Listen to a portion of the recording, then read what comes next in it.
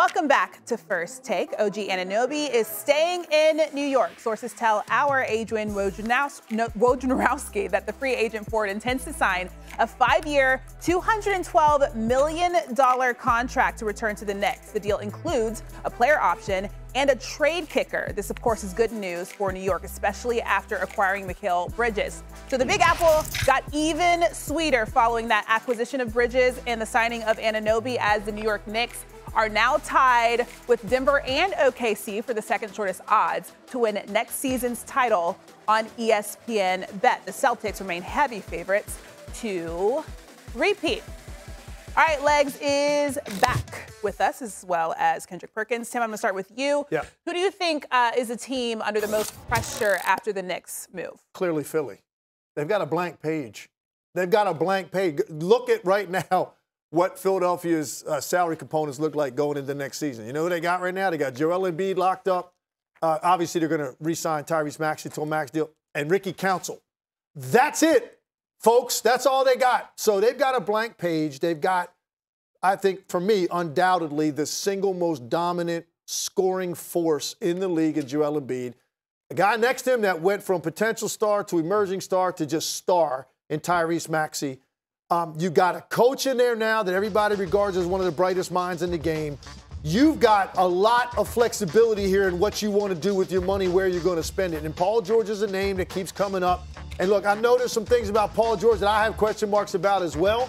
But you look at a guy like that, and look, if he doesn't want to come, you can't make a guy want to be in a city and want to play in a certain place. So that goes to mindset. I don't know. But they've got an opportunity right now with financial flexibility that they have not had in a very long time. They're finally out from Tobias Harris's contract, which everybody in that city's been complaining about for the last 3 years. They're out from under that. You've got an opportunity with these two guys at the top of your roster and that level of talent to go out and add the pieces it takes to be able to get into that mix with a team like New York and Boston near the top of the Eastern Conference. And for me, it's Philadelphia, clearly. Go ahead, Perk.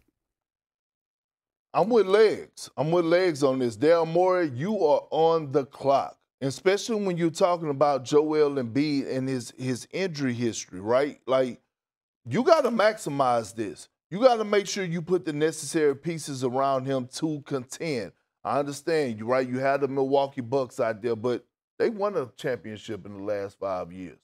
The Philadelphia 76ers haven't been to the Eastern Conference Finals since Moby Dick was a goldfish. And I don't know how long that's been. I thought you were going to say guppy. Okay. But what I'm saying, or a tadpole. There you go. Either way, here's the thing, right? When you have Joel Embiid and he's performing at the level that he's been performing at the past 2 years, one could argue that if he wouldn't have got injured, he would have won his second MVP. He was on the verge of leading the league and scoring again. And again, you got Tyrese Maxey, a rising young star on the verge of being a superstar. I don't think they have to go big. I don't think that they have to do a big three type deal. I think you do a 2-for-1, right? Like, you try to go out there and you try to go steal a Caldwell Pope from Denver, right? You bring back Kelly Oubre. I thought he was phenomenal what he brought to the table. You bring back Nicholas Batum. He's the ultimate role player. And then you try to go out and you try to go get a guy like Miles Bridges from the Hornets, right? And then now all of a sudden you go and you say, let the chips fall where they may. Because at first I was kind of like adding a PG to the table or maybe a Jimmy Butler.